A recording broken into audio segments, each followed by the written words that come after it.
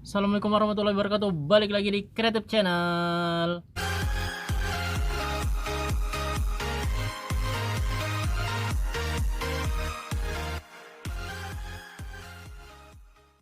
Oke guys, balik lagi di Sentra Rumah Jamur Insan Serbelawan, channel inspirasi, motivasi dan semangat untuk berwirausaha ya guys. Balik lagi di Kumbung Insan yang sederhana ini, semoga selalu memberikan informasi dan manfaat buat kita semua, terutama buat para petani jamur pemula. Semoga kalian nggak bosen melihat tampilannya ya guys ya. Jadi buat teman-teman yang baru kesasar ke channel ini, jangan lupa di subscribe, dinyalakan loncengnya supaya kalian nggak ketinggalan uploadan terbaru dari Creative Channel. Dan juga kalian nggak ketinggalan tentang informasi-informasi usaha lain yang akan Insan bahas di channel ini. Nah, jadi pada video kali ini Insan mau membahas masalah bibit ya guys ya. Buat teman-teman yang masih beli backlog, di skip dulu video ini. Ini khusus untuk teman-teman yang udah belajar buat backlog. Jadi di sini Insan mau menerangkan sedikit bagaimana tentang kualitas bibit ini guys. Jadi ada beberapa pendapat, ada beberapa yang sharing masalah bibit karena katanya bibit yang dia beli itu kualitasnya tidak bagus ya guys ya. Kemudian tidak menyebar, kemudian ada masalah kontaminasi, kemudian ada masalah apalah ya guys ya. Jadi beberapa ada orang menyalahkan dari bibitnya. Nah, dan jadi ya perlu kita ketahui beberapa faktor itu tidak pure dari kesalahan bibit ya guys. Jadi kalau misalkan kalian itu pemula yang masih belajar buat backlog, yang masih beli bibit ke supplier yang lain, diusahakan kalian itu perhatikan beberapa faktor yang bisa mempengaruhi kualitas backlog kalian. Disesuaikan juga dengan bibit yang kalian beli. Jadi kita nggak selamanya harus menyalahkan bibitnya ya guys ya. Banyak faktor yang perlu kalian perhatikan supaya bisa menghasilkan backlog yang baik. Karena kalau bibitnya baik pun beberapa faktor ini nggak kalian perhatikan, itu sama aja guys. Bibit juga tidak akan berkembang dengan baik, kemudian backlog juga hasilnya tidak baik. Jadi banyak faktor yang memang harus kalian perhitungkan supaya bisa menghasilkan backlog yang baik. Nah, itu tips dari Insan. Nah, jadi kalian jangan langsung menyalahkan, ini bibitnya nggak baik, dari setral ini nggak baik, dari produsen ini nggak baik. Jadi jangan seperti itu ya guys ya, karena beberapa dari kita belum bisa buat bibit tapi kita selalu menyalahkan bibit orang lain. Nah, jadi memang ada beberapa kriteria ataupun beberapa ciri-ciri bibit yang tidak baik, tapi yang nggak semuanya itu nggak baik ya guys ya. Pasti masih ada juga dari segi kebaikannya. Mungkin ada beberapa faktor yang membuat kalian itu salah dalam menangani bibit tersebut.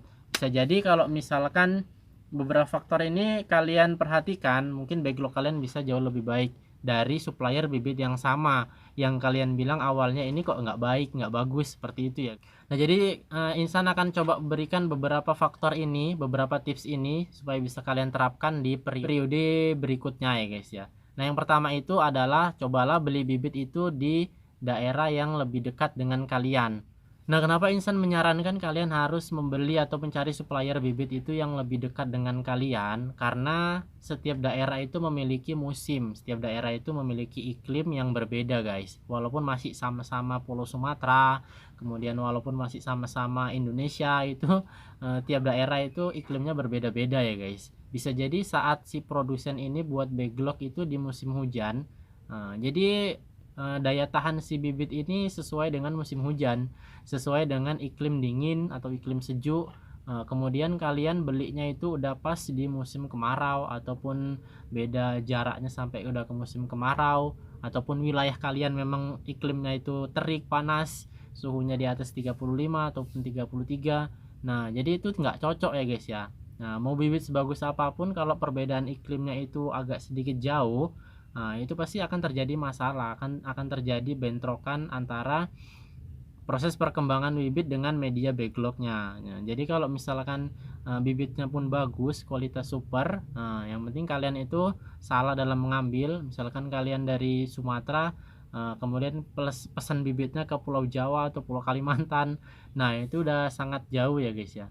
Mungkin kualitasnya bisa jadi berbeda, bisa jadi juga sama, bisa jadi juga lebih baik. Tapi ya untuk mencari posisi amannya kalian harus setidaknya mencari yang masih satu wilayah lah, satu provinsi ya guys ya. Cari wilayah di satu provinsi, nggak mungkin dalam satu provinsi itu nggak ada petani jamur yang bisa buat bibit ya guys. Nah, yang penting kalian rajin aja cari-cari informasi buat menambah juga persaudaraan, menambah silaturahmi. Nah, seperti itu guys. Kenapa bisa jadi bagus dan tidak bagus? Ya bisa jadi saat kalian membeli bibit itu si pembuat bibit sedang mengalami musim kemarau. Kemudian di daerah kalian mungkin hujan ataupun curah hujannya tinggi ataupun iklimnya itu sejuk. Nah, udah gitu otomatis daya tahan bibit itu akan lebih kuat ya guys ya. Ibaratnya ikan ditaruh di gelas yang sempit, ini dilepaskan ke dalam akuarium yang besar, itu pasti dia akan lebih cepat bergeraknya, akan lebih cepat perambatannya, lebih sehat dan lebih kuat dari hama. Nah, seperti itu guys. Itu perbedaannya guys ya. Nah, kalau bibit yang lemah tadi itu bisa jadi dari iklim yang panas, dari akuarium kalian pindah ke dalam gelas. Nah, sudah otomatis ikan itu akan susah bergerak, akan lambat perkembangannya, tidak bisa tumbuh lebih besar lagi. Nah, seperti itu guys. Lebih kurang seperti itulah penjelasannya ya guys. Kalaupun cuaca ataupun dari iklim produsen bibit kalian ke kalian itu sama, ya itu udah otomatis ya guys ya.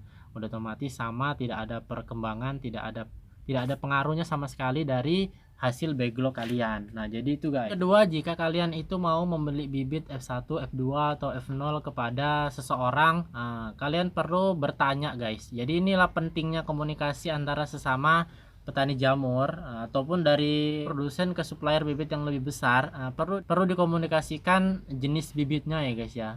Jenis bibitnya itu jenis apa, apakah dia memelihara beberapa jenis. Misalkan dari jamur tiram sendiri ada 3 atau 4 jenis yang lebih populer di Indonesia, yang cocok dibudidayakan di Indonesia. Nah, dan setiap daerah itu memiliki iklim yang berbeda. Setiap daerah itu memiliki jenis jamur yang lebih dominan ya guys ya. Ada beberapa daerah mungkin yang jika ditumbuhkan jamur jenis ini tidak bisa tumbuh, ataupun lama perkembangannya, ataupun kurang bagus, kurang maksimal hasilnya. Nah, jadi kalian perlu tahu iklim di daerah kalian itu iklim apa. Mungkin di video selanjutnya nanti akan Insan bahas jenis-jenis jamur dan iklim yang ataupun suhu lingkungan yang cocok dibudidayakan di daerah tersebut jamur apa. Komunikasi antara produsen dengan konsumen ataupun supplier besar itu adalah untuk itu guys, supaya kalian tidak salah memilih bibit, supaya memang bibit yang kalian budidayakan itu benar-benar yang produktif untuk wilayah kalian. Jadi kalian tidak memilih bibit yang salah. Juga kalian perlu mengkomunikasikan tentang nutrisinya ya guys. Beda jamur jenisnya itu beda nutrisi untuk backlog.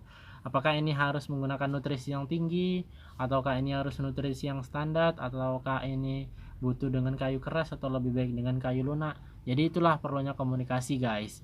Jadi yang pertama tadi adalah usahakan mencari supplier bibit yang terdekat, supaya tidak ada perubahan iklim yang terlalu signifikan, tidak ada perubahan cuaca yang terlalu signifikan, supaya perkembangan jamur di backlog ataupun supaya perkembangan miselium di backlog itu bisa bagus, bisa cepat merambatnya.